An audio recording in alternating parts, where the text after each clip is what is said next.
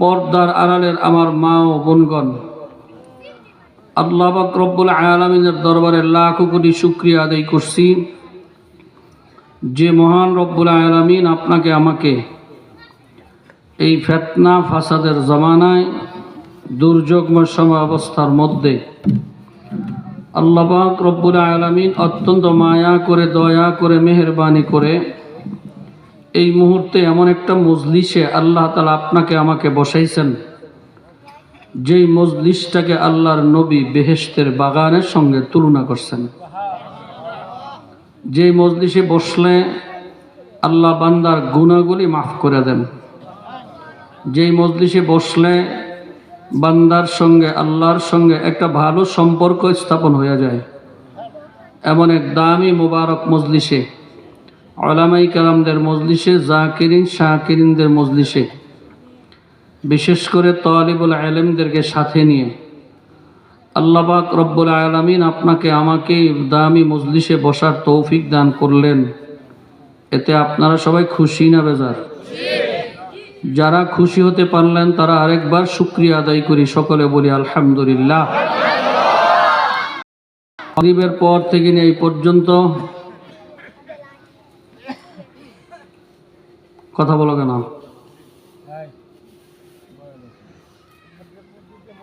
কথা বলো কেন?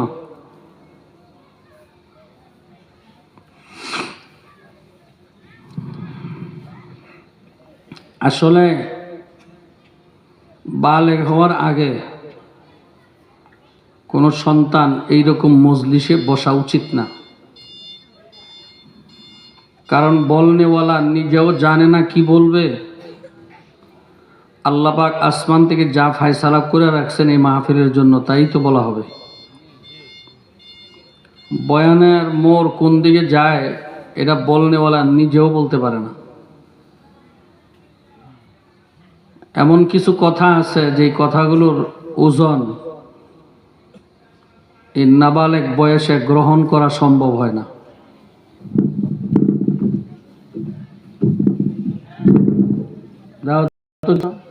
এই যে উৎস কি একটা লাড়া দিছ, একটা মঞ্চ বানাইছে, ফাড়া দিলে মনে হয় যে কম্পমান ভূমিকম্প হইতেছে। চুপচাপ আসবা, স্টেজে আসলে চুপচাপ আসতে হয়, আস্তে আস্তে আসতে হয়। আপনারা যারা দাঁড়ায় রয়েছেন, কি আপনাদের মতামত কি? সুবিধা হইলে আইবেন, না অসুবিধা হইলে বাইর যাবেন, কোনটা করবেন একটা করেন। মাহফিলের ভিতরে ঢুকবেন না, বাড়িতে গিয়া কইবেন ওয়াজতে আইছি, মন ডাহা মিশা কথা কেমনে কইবেন?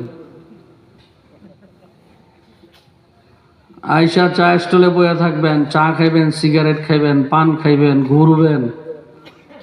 মনে চাইলে মাহফিলে বসলেন, মনে না চাইলে না বসলেন। বাড়িতে জিজ্ঞাসা করবো কোত্থেকে আইসো এত রাত্রে, ওয়াজতে আইছি। কি মিশা কথা!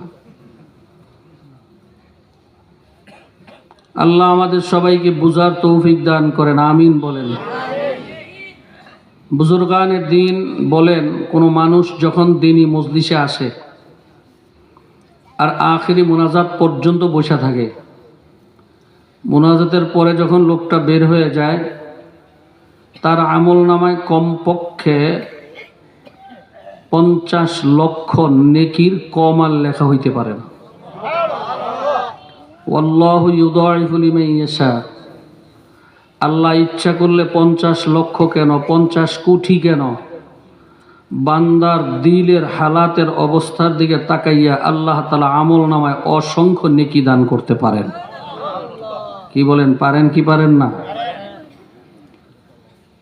খলিফাতুল মুসলিমিন হযরত ওমর ফারুক রাদিয়াল্লাহু তাআলা আনহু, হযরত আবু বকর সিদ্দিক রাদিয়াল্লাহু তাআলা আনহু, যাদের ব্যাপারে আল্লাহর নবী বলছেন আমার পরে যদি কেউ নবী হইতো তো আবু বকর নবী হইতো, আমার পরে যদি আল্লাহ কাউকে নবুয়তি দিতেন তো হযরত ওমরকে নবুয়তি দিতেন। কারণ হযরত ওমরের সিদ্ধান্ত এত মারাত্মক ছিল যে হযরত ওমরের সিদ্ধান্ত মোতাবেক আল্লাহ তাআলা কোরআনুল কারীমে 25 জায়গায় আয়াত নাজিল করছেন। কিন্তু মুসলিমের হায়াত, মুসলমানের হায়াত আপনার আমার চাইতে ওমরের কম না বেশি?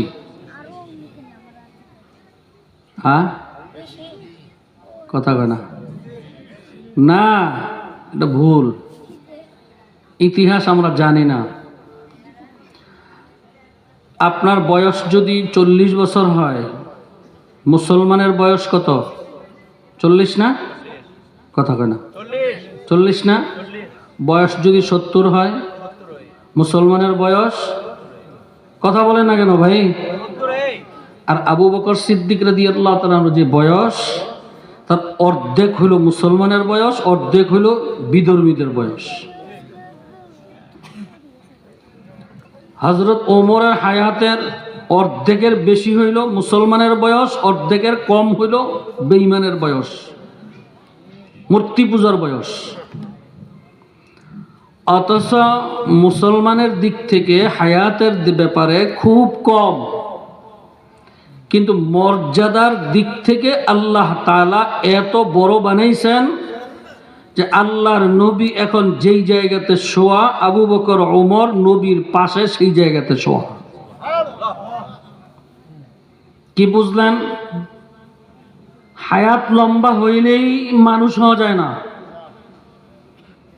বড় ডিগ্রি সার্টিফিকেট হইলেই মানুষ হওয়া যায় না, বেশি পণ্ডিত হইলেই মানুষ হওয়া যায় না।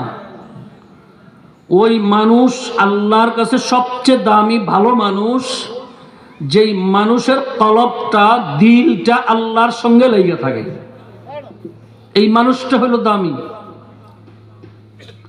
আল্লাহ পাক সৃষ্টির শ্রেষ্ঠ জাতি আমাদেরকে বানাইছেন। খুব ভালো করে বুঝবেন। নবী করিম সাল্লাল্লাহু আলাইহি ওয়াসাল্লাম বলেন, সাল্লাল্লাহু আলাইহি ওয়াসাল্লাম, আপনারা কি আজকে দুপুরে খানা খান নাই? আমার সাথে কোনো রাগ আছে আপনাদের? আমি কালো মানুষ দেখে আমার পছন্দ হয়েছে না আপনার ওটাই? তো কি কইবেন এইটাও বলে দেওয়া লাগে? 70 বছর বয়স ওয়াজ শুন না, নবীর নাম শুনলে কি বলতে হয়? তা আমি যে বললাম আপনাদের শুনলেন, বললেন না যে? কবে বলবেন?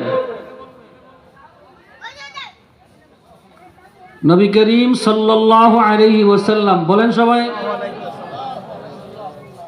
নবীজি বলেন, যেই ব্যক্তি দৈনিক 100 বার দুরূদ শরীফ পড়ে, কয়বার? মিস দেয় না, প্রতিদিন পড়ে, এক সপ্তাহ না, এক মাস না, এক বছর না, মৌত পর্যন্ত পড়ে, 24 ঘন্টার ভিতরে যখন সুযোগ পায় তখনই 100 বার কি পড়ে? 24 ঘন্টায় কতবার পড়ে? 100 বার। নবীজি বলেন, এই উম্মতের মৃত্যুর আগে যে কোনো সময় আমার রাসূলের সাথে তার সাক্ষাৎ হয়ে যাবে। আপনার আমার এই জামানার ইমাম আবু হানিফা রাহমাতুল্লাহি আলাইহি 1000 বার দুরূদ শরীফ না পড়া পর্যন্ত তিনি বিছনায় পিঠ লাগাইতেন না। হ্যাঁ নবীর উম্মতেরা, আপনি কয়বার পড়ছেন আজকে সারাদিনে?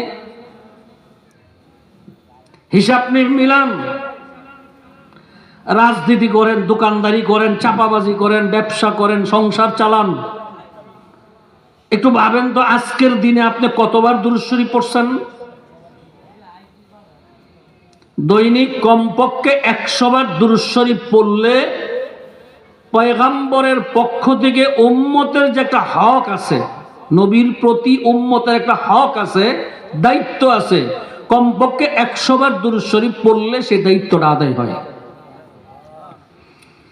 এই জন্য আজকের থেকে 100 বার দুরূদ শরীফ পড়বেন ইনশাআল্লাহ। কথা কয় না? ইনশাআল্লাহ। সবাই তো কইলেন না, দুই এক আওয়াজ কি আপনাদের কানে পৌঁছে না মনে হয় নাকি? পড়বেন কতবার? 100 বার। কয়দিন? আজীবন। হ্যাঁ, এক সপ্তাহ, এক মাস, এক বছর, কতক্ষণ? মৌতের আগ পর্যন্ত। দৈনিক কতবার? জোরে বলেন, কতবার? 100 বার। বড় বড় দুরূদ শরীফ পড়ার দরকার নেই, একেবারে দুরূদ ইব্রাহিম অনেক লম্বা সময় লাগবে।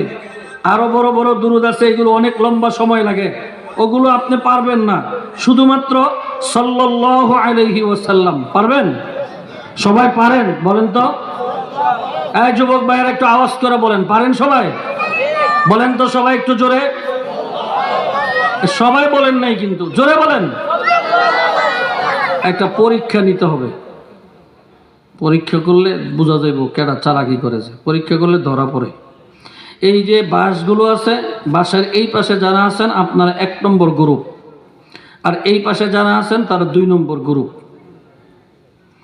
1 নম্বর গ্রুপ যখন বলবেন তখন 2 নম্বর গ্রুপ চুপ থাকবেন। 2 নম্বর গ্রুপ যখন বলবেন 1 নম্বর গ্রুপ চুপ থাকবেন। এরপরে দেখা যাব কে বেশি পড়ে কে বেশি পারে, কারণ যার পড়াটা যত বেশি হয় তার আওয়াজটাও তত বেশি হয়। কি কথা ঠিক না? আপনাদের এই তাহফিজুল কোরআন নুরানি মাদ্রাসায় ছাত্ররা যখন সকালবেলা পড়ে, আপনারা যারা আশেপাশে আছেন বাইর থেকে শোনেননি? কথা কেন শোনেন? তাহলে আপনার ঘরের ছেলের আওয়াজ যদি আপনি বাইর থেকে শোনেন, তো আপনার আওয়াজটা তো বাইর থেকে শোনা দরকার না, তার ডবল হওয়া দরকার। কি কথা ঠিক না? বলেন সাল্লাল্লাহু আলাইহি ওয়াসাল্লাম, সবাই বলেন সাল্লাল্লাহু আলাইহি ওয়াসাল্লাম। 1 নম্বর গ্রুপ বলেন, 2 নম্বর গ্রুপ চুপ, বলেন সবাই।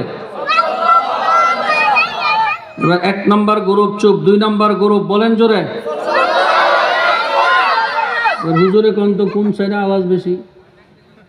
এই দেখছেন, এই সাইডের মানুষ কম কিন্তু বাটপারি করে নাই। আপনার এই সাইডের মানুষ বেশি, বাটপার কিছু আছে ভিতরে। এরা জোরে কইছে না, এরা মনে করে সবাই কইলি তো, আমি কইলি কি না কইলি সমস্যাটা কি। এই কিছু বাটপার ভিতরে থাকার কারণে ওই আজকে মুসলমানের এই অবস্থা। মাথায় টুপি আছে, মুখে দাঁড়িয়ে আছে, গায়ে সুন্নতি জামা আছে, দেখলে মনে হয় কত বড় আল্লামা থমথম হুজুর, কিন্তু ভোট দেওয়ার সময় দেয় নৌকায়, দেয় দানের শিশু, নাইলে দেয় নাঙ্গল, বামপন্থীদেরকে দেয় এন্দা ইসলাম ইসলাম কইয়া জান্ডা শেষ করে। এই মুনাফিকের কারণেই আজকে ইসলামের 12 আওয়াজ দিচ্ছে। এই জন্য মুনাফিকি ছেড়ে দেন মিয়া। মুনাফিকি করার চাইতে মইরা যাওয়া অনেক ভালো। মুনাফিক ইসলামের সবচেয়ে বড় ক্ষতি করছে। ডাইরেক্ট কাফের যারা, তারা যেই পরিমাণ ইসলামের ক্ষতি করে, মুনাফিক তার চেয়ে 109,000 গুণ বেশি ইসলামের ক্ষতি করে। লেবাসদারি মুনাফিক। এতগুলি মানুষ আপনারা আপনাদের হিসাবে তুলনা করলে এই পাশে অর্ধেক হইব, আর এরা দেখেন কি সমস্যরে আওয়াজ দিয়ে বললো, আর আপনাদের আওয়াজ বড় হয় না। এরা বুঝেন আপনারা কোন শ্রেণীর মধ্যে আছেন। সবাই জোরে আওয়াজ দিয়ে বলেন সাল্লাল্লাহু আলাইহি ওয়াসাল্লাম। এই জোর এতক্ষণ কই রাখছিলেন? এটা কই রাখছিলেন? এই দুরূদ শরীফটা ছোট বাচ্চাও পারে, মহিলারাও পারে। মুরুক্ষর চেয়ে মুরুক্ষ যে, সেও এই দুরূদ শরীফটুকু পারে। কি ঠিক না? শুধু অলস হইল, পড়ে না। পড়লেই নাকি নবী বলেন, যেই ব্যক্তি একবার দুরূদ শরীফ পড়ল তার উপরে আল্লাহর পক্ষ থেকে 10টি রহমত অবতীর্ণ হয়ে গেল। পড়বো আমরা সবাই ইনশাআল্লাহ। কতবার? কমপক্ষে 100 বার, উপরে যা পারি। যত বেশি দুরূদ শরীফ পড়বেন তত আমার নবীর কাছাকাছি পৌঁছতে পারবেন, আর যত দুরূদ শরীফ কম পড়বেন তত নবীর কাছ থেকে আপনি দূরে চলে যাবেন। ওলামায়ে কেরামরা আমার নবীর এত কাছে কেন, নবীর জন্য এত প্রেম কেন, আলেমদের এত ভালোবাসা কেন, এত কষ্ট কেন, কারণ কি? এই শীতের মধ্যে কষ্ট করে নামাজ মসজিদে যে ওযু করে পড়ে, এত প্রেম ভালোবাসা কেন জানেন? একজন আলেম যেই বছর দাওরা পড়ে, দাওরার আগেরটি বাদ দিলাম, শুধু দাওরার বছর কত লক্ষ বার যে সাল্লাল্লাহু আলাইহি ওয়াসাল্লাম পড়ে, এটার কোনো হিসাবই নেই। একবার হুজুরে পড়ে, সাথে সাথে ছাত্ররা পড়ে, আবার যখন ছাত্ররা পড়ে তখন পড়ার সাথে পড়ে। عن النبي صلى الله عليه وسلم قال قال رسول الله صلى الله عليه وسلم। এইভাবে বুখারী শরীফ, তিরমিজি শরীফ, আবু দাউদ শরীফ, এই নাসাই শরীফ, এই সমস্ত হাদিসের কিতাবগুলো যখন পড়ে, প্রত্যেকটা হাদিসের কিতাবের মধ্যে হাজার হাজার হাজার হাজার হাদিস আছে। যতগুলো হাদিস আছে, এক একটা হাদিসে কম করে হলেও 10 বারের বেশি দুরূদ শরীফ পড়া হয়। এই হিসাব করলে সিয়াসিত্তার কিতাবের সংখ্যা যদি হাদিস সংখ্যা যা আছে প্রতিদারে 10 দা পূরণ দিলে দেখা যাবে 1 লক্ষ না কয়েক লক্ষ বার দুরূদ শরীফ তাদের মুখ দিয়ে বের হয়। এই জন্য আলেমরা আমার নবীর অতি কাছাকাছি বসতে পারে। আপনারা যারা আম মানুষ আছেন, আপনারা বুখারী পড়েন নাই, তিরমিজি পড়েন নাই, আবু দাউদ পড়েন নাই, কিন্তু আপনারা যদি সাল্লাল্লাহু আলাইহি ওয়াসাল্লাম এই দুরূদ শরীফটা পড়েন, নবীজি বলেন 100 বার দৈনিক কমপক্ষে দুরূদ শরীফ পড়লে মওত পর্যন্ত আল্লাহ তাআলা আমার সেই উম্মতকে আল্লাহ কোনোদিন রিজিকের কষ্ট দিবে না, রিজিকের সমস্ত কষ্ট থেকে আল্লাহ তাআলা হেফাজত করবেন। কি পড়বেন? এই যে সাউন্ড কমে গেছে, সবাই বলেন কি পড়বেন? আর একটু জোরে বলেন কি পড়বেন? যতবার পড়ছেন ততবারে 10টা করে রহমতের মালিক হয়ে গেছে। পড়বো তো ইনশাআল্লাহ? কি পাক্কা? পাক্কা নিয়ত? পড়বো ইনশাআল্লাহ। কারা কারা পড়বো একটু আল্লাহু আকবার বলে হাত উঠান তো। পাক্কা নিয়ত করে হাত উঠান, কোন জোর জবরদস্তি না, পাক্কা নিয়ত। দৈনিক কমপক্ষে 100 বার দুরূদ শরীফ না পড়া বিছনায় পিঠ লাগাবো না, নিয়ত ইনশাআল্লাহ পাক্কা।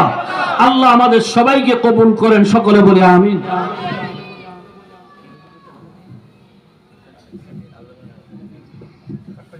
প্রিয় হাজিরিন, জমিনের উপরে যেই মানুষটা ভালো চলে, কোথায়? আমরা এখন কোথায় আছি? ঘুমাইতেছেন আপনারা? কোথায় আছি? চাষাবাদ করি কোথায়? চলাফেরা করি কোথায়? জমিনের উপরে যেই মানুষটা ভালো চলে, জমিনের নিচে গেলে ওই মানুষটার সাথে ভালো ব্যবহার করা হবে। আর জমিনের উপরে যারা ভালোভাবে চলে না, জমিনের নিচে গেলেও ফেরেশতারা তার সাথে ভালো ব্যবহার করবে না। এখন আপনারা বলেন, জমিনের উপরে ভালোভাবে চলার ইচ্ছা কি আপনাদের সবার আছে? একটু বুঝে শুনে চিন্তা ভাবনা করে বললেন, একটু ভাইবা বলেন। আল্লাহ তো আপনার দিকে তাকাই আছে, আপনি কি বলতেছেন এটা আল্লাহ পাক তাকায় আছে, দেখতেছে আপনার মুখে কি বলেন আর দিলে কি করেন, দিলের মধ্যেও কি মুখের কথাটা আছে না নাই, এইটা আপনার পাশের লোকে জানে না, জানে কে? জোরে কন, কে জানে? একটু আল্লাহ যে তাকায় রয়েছে, দিলদারে মুখটারে এক করে বলেন তো, জমিনের উপরে ভালোভাবে চলার ইচ্ছা কি আপনাদের সবার আছে? মা বোনেরা, যদি আপনাদেরও যদি থাকে তাহলে মুখটা বইলেন, আস্তে আস্তেই বইলেন, কিন্তু দিলের থেকে বইলেন। জমিনের উপরে যদি কেউ ভালো অবস্থানে চলে, ভালোভাবে চলে, ভালো হয়ে চলে, ওই মানুষটা জমিনের নিচে যাওয়ার সাথে সাথে ফেরেশতারা তার সাথে ভালো ব্যবহার করবে। সুবহানাল্লাহ। যারা জমিনের উপরে ভালো অবস্থানে চলবে না, এদেরকে জমিনের নিচে গেলে ফেরেশতারাও তাদের সাথে ভালো ব্যবহার করবে না। আমি ইনশাআল্লাহ জমিনের উপরে ভালোভাবে চলার নিয়ত আমি করে ফেলেছি। আপনারা কি সবাই জমিনের উপরে ভালোভাবে সুন্দরভাবে চলার ইচ্ছা সবার আছে? একটু বুঝে শুনে বলেন, আছে? কার কার আছে একটু আল্লাহু আকবার বলে 2 হাত উঠান তো। নারে তাকবীর। চোখটা বন্ধ করেন, দেখেন এখন অন্ধকার, সামনের দিকে দিলের চোখটা খুইলা দেখেন, এই যে আমার আল্লাহ আমার দিকে তাকাই আছে। মুহাব্বতের সাথে একটা ডাক দেন আল্লাহ, আরো মুহাব্বতের আওয়াজ দিয়া বলেন আল্লাহ। জমিনের উপরে আমরা ভালো হইয়া চলতে চাই, চলার মতো সকল ব্যবস্থা তুমি আমাদেরকে করে দাও। সবাই জোরে বলেন আল্লাহুম্মা আমিন। কোন মানুষ যদি জমিনের উপরে ভালো অবস্থানে চলতে চায়, ভালো হয়ে চলতে চায়, এই ভালো মানুষটা কে হবে? এই ভালো মানুষটা কোন গুণে গুণান্বিত হইলে মানুষটা ভালো হয়ে যায়? এর জন্য আল্লাহ আপনার আমার কাছে 30 পারা কোরআনুল কারীম নাজিল করছেন। সবাই জোরে বলুন সুবহানাল্লাহ। এই কালামুল্লাহ শরীফ আল্লাহ 3 দিনে ঈদের দিনে খতম পড়ার জন্য শুধু কোরআন শরীফ পাঠায় নাই, 7 দিনের দিন মোল্লা কইয়া বাড়িতে খাওয়ানোর জন্য কোরআন শরীফ পাঠায় নাই, 40 খাওয়ার জন্য কোরআন শরীফ পাঠায় নাই। বাবা মারা গেছে, মাদ্রাসার ছাত্রদেরকে দিয়ে কোরআন খতম পড়াইয়া এই দায়িত্ব আদায় করার জন্য আল্লাহ কোরআন শরীফ পাঠায় নাই। কোরআনুল কারীম আল্লাহ মৃত ব্যক্তির জন্য পাঠায় নাই, এই কোরআনুল কারীম আল্লাহ জীবন্ত মানুষের জন্য পাঠাইছেন। এই কোরআনুল কারীমের ভিতরে আল্লাহ তাআলা আপনাকে আমাকে যেই সমস্ত আদেশগুলো দিলেন, যেই সমস্ত নিষেধগুলো দিলেন, এই আদেশগুলো যদি আমরা মেনে নেই আর নিষেধগুলো যদি আমরা বর্জন করে ফেলি, তাহলে একটা মানুষ পূর্ণ ভালো হতে পারবে। সবাই জোরে বলুন সুবহানাল্লাহ। ভাইরা, কোরআনুল কারীম একটা জীবন্ত, আমরা দেখতেছি যে এটা ভলিউমের মধ্যে কোরআনুল কারীম একটা পুরা কোরআনুল কারীম একটা কালির লেখা কোরআনুল কারীম, কালিদা লিখছে, কালির লেখা। এইটা আমরা 2 চোখে দেখতে পাই। কেউ বা পড়তে পারে, কেউ বা পড়তে পারে না, কেউ বা পারে অর্থ জানে না, কেউ আবার অর্থ জানে তাফসীর জানে না, ব্যাখ্যা জানে না। কোরআনুল কারীমের বাস্তবতা কি, এই কোরআনুল কারীমে আল্লাহ কি বলছেন, এতদিন শুধু মাইকের শুনছেন, মাওলানা আলাউদ্দিন সাহেব, পীর সাহেব হুজুর আসবেন দেখেন নাই, এতদিন শুনছেন অমুক হুজুর আসবে দেখেন নাই। আজকে যখন স্টেজে বসে গেছে আপনারা 2 চোখে দেখা ফেলাইছেন, এতদিন শুনছেন এখন দেখছেন। ঠিক তদ্রূপ কোরআনুল কারীম কালির লেখা শুনতেছেন, আপনারা কোরআনুল কারীমের লেখা দেখতেছেন, কিন্তু আল্লাহর কালামের বাস্তবতা কি, বাস্তব চিত্রটা কি, এইটা আপনারা দেখেন নাই। নবীজি বলেন, এই কোরআনুল কারীমের বাস্তব রূপ যদি দেখতে চাও, আমি মুহাম্মাদুর রাসূলুল্লাহ সাল্লাল্লাহু আলাইহি ওয়াসাল্লামের 63 বছর জীবনের দিকে তাকাও। সবাই জোরে বলুন সুবহানাল্লাহ। আপনার আমার নবী রাহমাতুল লিল আলামিন জীবনে কোনোদিন আল্লাহর কালামের বাইরে একটা কদম দেয় নাই, ঠিক না বলেন? আল্লাহ যা আদেশ করছেন তা আমার নবী মানছেন, আল্লাহ যা নিষেধ করছেন তা আমার নবী নিষেধ উপরে চলছেন, এই কাজটা কোনোদিন করেন নাই। তাহলে আমার আল্লাহ পাকের কালামের বাস্তব রূপ যদি দেখতে হয়, আল্লাহ রসুলের 63 বছর জীবনের দিকে তাকাইতে হবে। আমি আপনাদের কাছে প্রশ্ন করতে চাই, আল্লাহর নবী কি একজন ভালো মানুষ ছিলেন না মন্দ মানুষ ছিলেন? সবাই মুখ খুলে উত্তর দিয়েন। সব জায়গায় চুপ থাকলে কিন্তু ফলাফল ভালো হয় না। সব প্রশ্নের উত্তরের ফলাফল না, আপনি যদি জবাব না দেন, চুপ থাকেন, ফেরেশতারা চুপ অবস্থায় লেখা রাখবে, তো আপনার জীবনের 12টা বাজবে, অনেক বড় ক্ষতি হয়ে যাবে। বলেন তো, আল্লাহ রসুল কি 1 নম্বরের ভালো মানুষ ছিলেন না 2 নম্বরের ভালো মানুষ ছিলেন? আল্লাহর নবী যে 1 নম্বর ভালো মানুষ, এর মধ্যে কি আপনারা সবাই একমত? একটু বুঝে শুনে কইেন, আর চিন্তা ভাবনা করে কোন না, খালি আন্তাজে মান্তাজে কইলে হবে। একটু দিলের দিকে তাকায় বলেন তো, আপনার পীর, আপনার দলের নেতা, আপনার বন্ধু বান্ধব, আরো যারা আছে দুনিয়াতে যত মানুষ আসছে আসবে, সমস্ত মানুষের মধ্যে, ভালো মানুষের মধ্যে 1 নম্বরের ভালো মানুষ হইল জনাবে মুহাম্মদুর রাসূলুল্লাহ সাল্লাল্লাহু আলাইহি ওয়াসাল্লাম। আপনারা কি এই কথায় সবাই একমত? না, সবাই তো একমত হইতে পারবেন না, সবাই একমত হইতে পারবেন না। যারা সারা জীবন শেখ মুজিবরে আদর্শবান 1 নম্বর মানুষ মনে করছেন, এরা কেমনে আমার নবীরে 1 নম্বর কইবেন? তাহলে তো আপনার নেতা 2 নম্বরে পড়ে যায়।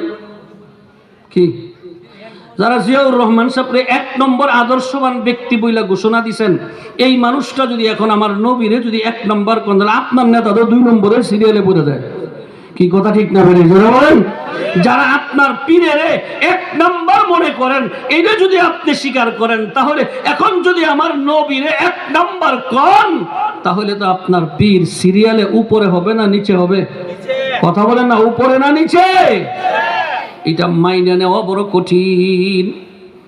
আল্লাহর নবী 1 নম্বরের ভালো মানুষ, সারা দুনিয়ার সমস্ত ভালো মানুষের তুলনায়, সারা দুনিয়ার সমস্ত নবীদের তুলনায়, সারা দুনিয়ার সমস্ত সাহাবী নেককার সাদিকিন, যত ভালো মানুষ দুনিয়াতে আসবে, সমস্ত ভালো মানুষের ভিতরে এক নম্বরের ভালো মানুষ হলো আপনার আমার নবী।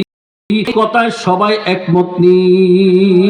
সবাই একমত? সবাই কারা কারা একমত একটু আল্লাহু আকবার বলে হাত উঠান। নারে তাকবীর। আল্লাহ আপনি আমার নবী এক নাম্বার বলে স্বীকার করে নিলাম, আপনি কবুল করেন, জোরে বলেন আমিন। আমার নবী যদি এক নাম্বারের মানুষ হয়, আমার নবীর কাজকর্ম কি এক নাম্বার না দুই নাম্বার? কি মুরব্বীরা কথা কর না কে, যুবকরা কথা কর না কে, এক নাম্বার না দুই নাম্বার? আল্লাহ নবী বিড়ি খাইয়া ভালো হয়েছে না না খাইয়া? আপনি যে খান তো আপনি ভালো হইলেন এমনি? এই চাপাবাজি করেন, আপনি কত ভালো মানুষ। আল্লাহর নবী নামাজ পইরা ভালো না না পইরা? আপনি যে পড়েন না কি? আল্লাহর নবী দাড়ি রাইখা ভালো না না রাইখা ভালো? আপনি যে দাড়ি রাখেন না, অথচ আমার নবী বলেন যে এই ব্যক্তি দাড়ি কাটলো সে যেন আমার রসুলের কলিজার মধ্যে আঘাত করলো। এই কি বুঝলেন? আল্লাহ নবী যা করছে তা যদি আমি করি তো আমি ভালো, যদি আমি না করি, কথা বলেন না কেন, যদি না করি, চাপাবাজি করে কোনোদিন ভালো হওয়া যায় না, নেতা হইয়া ভালো হওয়া যায় না, এমপি মন্ত্রী হয়ে ভালো হওয়া যায় না। আমার নবীর আদর্শ যদি একটা রিকশাওয়ালাও যদি মেনে নেয় তাহলে সে আমার চাইতে অনেক বেশি ভালো। গত কয়েক বছর আগে এক জায়গায় মাহফিলে গেছিলাম, বাসে, অনেক দূরে বাসে যায়, বাসের থেকে নামছি, নাইমে একটা রিকশাওয়ালা তালাশ করতেছি, মাহফিলে যাব। একটা রিকশাওয়ালা পাইছি, মাথার মধ্যে সবুজ পাগড়ি, বুড়া মানুষ, বয়স কমপক্ষে 60-65 কম হবে না, রিকশা চালায়। আমি বললাম, মুরব্বী আমি অমুক জায়গায় মাহফিলে যাব, আপনি চিনেন? বলে হ চিনি। নিয়ে যাইতে পারবেন? বলে হ নিয়ে যাইতে পারবো। উঠেন, ভাড়া কত? হুজুর আপনি যা দেন তা, আমার কোনো ধরা বান্ধা নাই, আপনি খুশিতে যা দিবেন তাই নিব, এর মধ্যে কোনো সন্দেহ নাই। রওনা করলাম, যাইতেছি শহরের জামজুম অপেক্ষা করতে করতে হঠাৎ আসরের নামাজের আজান হয়ে গেছে। আজান দেওয়ার সাথে সাথেই দেখি আল্লাহর বান্দা রিকশার বাম পাশে আস্তে আস্তে চাপাইতেছে। কি ব্যাপার, আপনি সাইডে যাইতেছেন কেন? কয় হুজুর ওই যে সামনে মসজিদ, আমি মসজিদের পাশে রিকশাটা দাঁড় করাবো, আমার আল্লাহ আমাকে ডাক দিছেন, আমি আল্লাহকে ডাকে সাড়া না দিয়া একটা কদম সামনে যাওয়া আমার পক্ষে সম্ভব না। মসজিদের পাশে রিকশাটা থামাইয়ে দিলেন। আমার বলে হুজুর আপনার যদি তাড়াহুড়া থাকে আপনি অন্য একটা রিকশা নিয়ে আপনি চলিয়া যান, আমার মাওলা আমাকে তার ঘরে ডাক দিছে, আমি আমার মালিকের ডাকে আগে সাড়া দিব, তারপরে আমি সামনের দিকে যাব, এছাড়া যাওয়া সম্ভব না। মনের মধ্যে এমন একটা ধাক্কা লাগলো, আমি মাওলানা সাহেব তো কত ফতোয়া দেই, আমি মাসআলা বলি এখন না পরে পড়মনে, আমি তো মুসাফির, একটু পরে পড়লে অসুবিধা কি? 2 রাকাত নামাজ পড়তে কতক্ষণ লাগবো, ঠিক না বে ঠিক? আরে এখন কাজে ব্যস্ত, এখন না একটু পরে একবারে পড়ে নিমুনে, জামাত পড়তে পারি নাই দেখে কি হয়েছে, একটু পরে একা একা পড়ে নিমুনে, মসজিদে পড়তে পারি নাই, ঘরে পড়লে কি নামাজ হবে না? কত রকমের ফতোয়া আমার ভিতর থেকে বের হয়। আর একটা রিকশাওয়ালা মাওলায় আজানের ডাক দিয়া ফেলাইছে, আল্লাহর বান্দা চলন্ত ভাড়ার লোকটারে নামাইয়া দিয়া মালিকের সামনে হাজিরা দেয়। নামাজ পড়লাম, আমি চিন্তা করলাম না সামনে যাব না, ওযু করলাম, মসজিদে জামাতে নামাজ আদায় করলাম, নামাজের পরে আবার তার রিকশার মধ্যে উঠলাম। রিক্সা চালাইতেছে। আমি জিজ্ঞাসা করলাম, ভাই এইভাবে আপনি কতদিন পর্যন্ত নামাজের তরতিব ঠিক রাখতেছেন? আল্লাহর বান্দা বলেন, 1982 সনে আমি চরমোনাইতে মাহফিলে গেছিলাম, আমার এক লোকে নিয়ে গেছিল। ওখানে যাওয়ার পরে 3 দিন 3.5 দিনের বয়ান শোনার পরে আল্লাহ আমার দিলের মধ্যে যে কি মোহাব্বত ঢুকাইছে আমি জানি না। ওখান থেকে আমি নিয়ত করছি আমি আর জামাত ছাড়া নামাজ পড়ব না। এই 82 সন থেকে আজকে 20 কত চলতেছে, 25 20 22 চলতেছে। আজকের থেকে আরো 4 বছর আগে 2000 সম্ভবত 20 সনে বলতেছে, হুজুর আমি এই দীর্ঘ প্রায় 28 29 বছর চলতেছে, এর ভিতরে আমার জানা মতে আমি এক ওয়াক্ত নামাজও জামাত ছাড়া পড়ি নাই। নিজের ভিতরে এমন একটা ধাক্কা লাগলো, হায়রে রিক্সা চালক আলেম হইলাম, এক সপ্তাহ জামাতে ঠিক মতো নামাজ পড়া নসিবে জুটে না সহজে। মাসের তো প্রশ্নই নাই, বছরের তো প্রশ্নই নাই। আর একটা রিক্সাওয়ালা হইয়া এতদিন পর্যন্ত জামাত ছাড়া নামাজ পড়ে না। ভাই গো, ভালো মানুষ কোথায় তালাশ করবারে ভাই? চাপাবাজি সারো, নিজের দিকে তাকাও। তোমার কবরের হিসাব তোমার, মৌতের কষ্ট তোমার, তোমার কবরের জিন্দেগি তোমার। নিজের আমলকে সুন্দর না করতে পারলে জমিনের নিচে ফেরেশতারা তোমার সঙ্গে ভালো ব্যবহার করবে না। আল্লাহর নবী যেমন 1 নম্বরের ভালো, তার কাজগুলিও 1 নম্বরের ভালো। এই 1 নম্বর ভালো কাজগুলো আস্তে আস্তে তালাশ করে করে করে করে করে করে আপনাকে আমাকে চলতে হবে যদি ভালো মানুষ হইতে চাও। আর যদি বাবারে ভালো মানুষ না হও, বিপদের কিন্তু কোনো সীমা থাকবে না। আজকে যারা এই মজলিসের ভিতরে আছি, আমি আপনাদের কাছে জানতে চাই, আল্লাহর নবীর আদর্শের চাইতে, আল্লাহর নবীর চরিত্রের চাইতে, আল্লাহর নবীর চাল চলনের চাইতে 1 নম্বরের চাল চলন দুনিয়াতে আর কোনোটা আসেনি। তাহলে আমার নবীর চাল চলনগুলো কেন গ্রহণ করো না? মুসলমানের সন্তান, কেন আমার নবীর তরিকা চুল তোমার মাথায় উঠে না? কেন আমার নবীর তরিকা অনুযায়ী তোমার নিজের জীবনটা চালাইতে পারো না? মনে কইরো তোমার কপাল পুড়ছে। জোতা সিরা গেলে সিঁড়ি দেওয়া যায়, তালি দেওয়া যায়, কাপড় সিরা গেলে সিঁড়ি দেওয়া যায়। একবার যদি তকদির পুরিয়া যায়, এই পোড়া কপাল আর জোড়া লওয়া যাবে না। ভাইরা, আল্লাহ পাকের 30 পারা কালামের বাস্তব নমুনা হলেন আমার নবী। আমার এই কোরআনুল কারীমকে কাফের বেঈমান মুশরিকরা জমিন থেকে উঠায় দেওয়ার জন্য একবার না দুইবার না বহুবার তারা ষড়যন্ত্র চালাইছে, ঠিক না ঠিক? শুধু কি কাফের বেঈমান মুশরিকরা ষড়যন্ত্র করে তা নয়, বহুত মুসলমান মুনাফিক পর্যন্ত আছে কাফেরের তালে তাল লাগাইয়া তারাও আল্লাহর কালামের বিপক্ষে অবস্থান করার প্রস্তুতি নিয়ে নেয়, ঠিক না ঠিক? আমার নবী মসজিদে নববীতে বৈশা বৈশা 2 হাত উঠাইয়া আল্লাহর কাছে কান্দেন আর বলেন, আল্লাহ, আগেকার জামানার নবীদের কাছে আপনি কিতাব পাঠাইছেন, নবীরা চলে গেছে, তাদের কিতাবগুলো বাজেয়াপ্ত হয়ে গেছে। কারণ এই কিতাবের ভিতরে কত মানুষ ঢুকাইছে, বাড়াইছে, কমাইছে।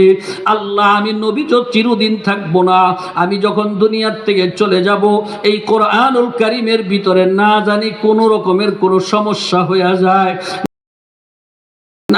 আল্লাহ কোরআনুল কারীম কে দেখা রাখবে, কে হেফাজত করবে? আর নবী 2 চোখের পানি সারিয়া দিয়া আল্লাহর কাছে এমন কান্না, আমার নবীর কান্নার আওয়াজ আশেপাশের মানুষের কানে পর্যন্ত পৌঁছিয়া যাইতেছে। এমন তো অবস্থায় জিবরাইল আলাইহিস সালাম আমার নবীর কাছে আসলেন, আমার নবীরে সালাম দিয়া বলতেছেন, পয়গম্বর আপনি কোনো চিন্তা করেন না, আল্লাহ পাক আপনার দরখাস্ত কবুল করেছেন, এইমাত্র আমাকে পাঠাইছেন আপনার কাছে সুসংবাদ দিয়ে দেওয়ার জন্য। কি সুসংবাদ? তখন জিবরাইল আমিন আমার নবীকে পইরা শোনাইয়া দিলেন, ইন্না নাহনু নাযালনা যিকরা ওয়া ইন্না লাহু লাহাফিজুন। জানাই দিছে নবী গো, আপনি কোনো চিন্তা করেন না, কোরআনুল কারীম নাজিল করছেন আমার আল্লাহ। কিয়ামত পর্যন্ত এই কোরআনুল কারীমের হেফাজত করবেন আমার আল্লাহ। সবাই জোরে বলুন সুবহানাল্লাহ। কোরআনুল কারীম দুনিয়াতে আসছে প্রায় ১,৫০০ বছর হয়। এর ভিতরে কত মানুষ, কত নাস্তিক, কত মুরতাদ, কত জ্ঞানী, কত পণ্ডিতরা আল্লাহর কালামের মধ্যে ভুল ধরার কত চেষ্টা চালাইছে, আজ পর্যন্ত ভুল তো ধরতে পারে নাই। বরঞ্চ যেই নাস্তিক, যে কাফের, যে মুশরিক, যে বেঈমান আল্লাহর কালামের ভুল ধরার জন্য বেশি গাটাগাটি করছে, ওই মানুষটাই কালিমা পড়া মুসলমান হয়ে গেছে। এই কোরআনুল কারীমের হেফাজত করবেন আল্লাহ। আমার নবী বলেন, আমার উম্মতের ভিতরে যেই সমস্ত বান্দা বান্দীরা এই কোরআনুল কারীমের হেফাজত করবে, বুকে লাগাবে, চুমা দিবে, মায়া করবে, কোরআন ওয়ালাদের মাথায় হাত বুলাবে, কোরআনুল কারীমকে জমিনকে জিন্দা রাখার জন্য যারা চেষ্টা ফিকির করবে, জান দিবে, মাল দিবে, সময় দিবে, এই সমস্ত মানুষগুলিকে আল্লাহ যেইভাবে কোরআনুল কারীমরে হেফাজত করেন, এইভাবে ওই মানুষগুলিকেও আমার আল্লাহ তার নিজ কুদরতি হাতে হেফাজত করবেন। সবাই জোরে বলুন সুবহানাল্লাহ। ভাইরা, আল্লাহ যেমন অসীম, তার সহযোগিতা, তার সাহায্য, তার হেফাজত অসীম। ঠিক না বে ঠিক? ভাইরা, আল্লাহ হেফাজত করবেন। দুনিয়ার সুখ তো কোনো সুখই না, দুনিয়ার কষ্ট তো আসলে কোনো কষ্টই না। সবচেয়ে বড় কষ্ট মৌতের কষ্ট, সবচেয়ে বড় কষ্ট কবরের কষ্ট, সবচেয়ে বড় কষ্ট হাসরের ময়দানের কষ্ট। সবচেয়ে সুখ মৌতের সুখ, সবচেয়ে সুখ কবরের সুখ, সবচেয়ে সুখ হলো হাসরের ময়দানের সুখ। দুনিয়ার কষ্ট কোনো কষ্টই না। যদি ভাইগো কোরআনুল কারীমকে হেফাজত করো, কোরআনুল কারীমকে জিন্দা রাখার জন্য জান মাল সময় দিয়ে জমিনের মধ্যে খালেস দিলে আল্লাহকে সন্তুষ্ট করার যদি মেহনত করতে থাকো, করতে করতে করতে করতে যখন মৌতের বিছানায় পড়িয়া যাইবা, স্বপ্নের মতো দেখবা আল্লাহ পাকের ৮টা জান্নাতের দরজা তোমার সামনে খুলিয়ে দিবে। আল্লাহ মাবুদ রে, আপনি আমাদের সবাইকে কোরআনের খাদেম বানিয়ে দেন। জোরে বলেন আমিন। আল্লাহ আপনি মওতের সময় আমাদেরকে জান্নাত দেখার তৌফিক দান করে দেন। আমার নবী বলেন, যারা দুনিয়ার জমিনে কোরআনুল কারীমকে জমিনে প্রতিষ্ঠা করতে যাইয়া, যেই ব্যক্তিগুলো দুনিয়ার জমিনে জান মাল সময় দিয়া মেহনত করিয়া মৌতের বিছানায় পড়িয়া যাবে, মৃত্যুর পরক্ষণে সব মানুষ তাকে যখন কবরে শোয়া দিয়া চলিয়ে আসবে, ফেরেশতারা যখন তার কবরে ঢুকবে, আল্লাহর বান্দা তাকাইয়া দেখবে ফেরেশতাদের গলার মধ্যে একটা তসবিহ সরা ঝুলন্ত অবস্থায় দেখা যায়। আল্লাহর বান্দা বলবে, ভাই তোমাদের তসবিহটা বড় সুন্দর, একটু দেও না, আমি হাতে ধইরা দেখি। যেই মাত্র মাইয়াতের হাতে দেওয়া হবে, তসবিহটা ছিঁড়ে যাবে। ফেরেশতারা বলবে, কি করলা রে ভাই, কি করলা? কয়, ভাই আসো না, আমরা সবাই মিলে এটা গাঁথা শুরু করে দেই। গাঁথা শুরু করিয়া দিবে, গাঁথা শেষ হবে না। ইসরাফিল আলাইহিস সালাম সিংহায় ফুৎকার দিয়া ফেলাইবে। কোথায় যাবে কবরের আযাব, কোথায় যাবে কষ্ট, কোনো কিছুর অনুভব হবে না। আল্লাহ এইদিকে আমার মাওলা জান্নাতের দরজাগুলো খুইলা দিয়া জান্নাতের বাতাস তাদের শরীরে লাগতে থাকবে। এই দিকে একটা দরজা খুলে দিবে আর বলবে ভাই তাকাইয়া দেখো, ওই যে দেখা যায় তিনি হলেন রহমাতুল লিল আলামিন। বাইরে কি সুখ আর কি শান্তির কোনো সীমা নাই, সংখ্যা নাই। আর যদি বাবারে কোরআন অনুযায়ী জীবন না গড়ো, নিজের জীবনকে সুন্দর করতে না পারো, কোরআনুল কারীমকে প্রতিষ্ঠা করার জন্য জান মাল সময় কলব দিয়ে যদি ময়দানে মেহনতে না লাগাইতে পারো, কোরআনের বিরোধিতা দুশ্মনী কইরা যদি মৌতের বিছানায় শুয়ে যাও, চোখটা বন্ধ হওয়ার সাথে সাথে তাকাইয়া দেখবা আল্লাহ পাকের 7টা জাহান্নামের দরজা তোমার জন্য খোলা। আল্লাহ জাহান্নামের সব বিচ্ছুগুলো করে তাকাইয়া থাকবে। ভাইরা কত যে ভয়ঙ্কর,